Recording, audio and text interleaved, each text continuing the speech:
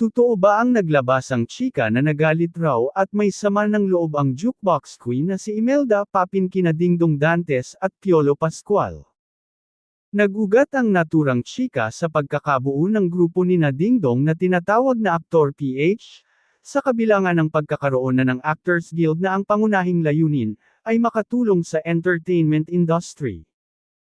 Bukod kay Dingdong Dantes, ang iba pang board members ng Aktor PH ay sina Iza Calzado, Cherry Pie Picache, Agot Isidro, Mylene Dizon at Jasmine Curtis Smith. Sa isang interview kay Imelda Papin kamakailan pagkatapos siyang itinalaga ni Pangulong Bongbong Marcos bilang isa sa mga direktor ng Philippine Charity Sweepstakes Office o PCSO. Isa nga sa mga naitanong sa kanya ang tungkol sa pagkakatatag ng Aktor PH na pareho rin ng mga ipinaglalaban ng kanilang samahan, ang katipunan ng mga artista ng pelikulang Pilipino at telebisyon o Actors Guild of the Philippines. Kung tutuusin dapat nag-usap muna kami bilang respeto sa Actors Guild, kasi yun naman talaga ang samahan ng mga artista sa pelikula at telebisyon. Sana meron man lang pasabi. Pero okay lang sa akin yun, nung una yun ang sentiment ng board. Kahit sino naman na parang, ganun ba?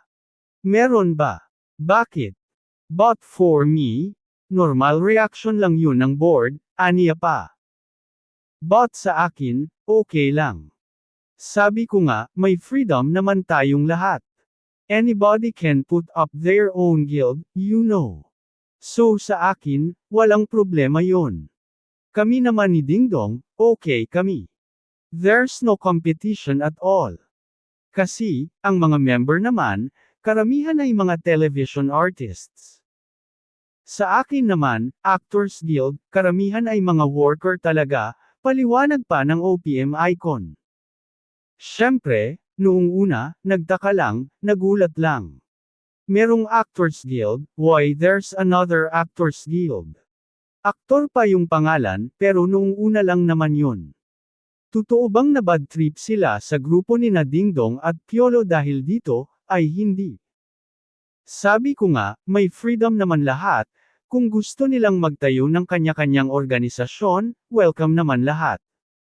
So kung ginawa ni Dingdong yun, it's fine. Marami pa sigurong magtatayo ng kanya-kanyang guild, di ba? Welcome lagi yun.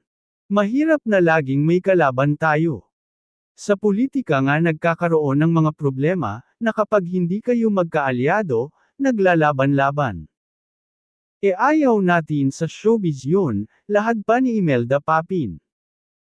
Pwedeng-pwede rin daw lumapit sa kanya ang mga miyembro ng Aktor PH. Basta ako, bukas ang aking pintuan.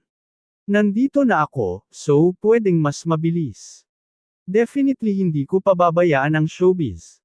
Pamilya ko ang showbiz, dahil kung wala ang showbiz, wala rin ako dito.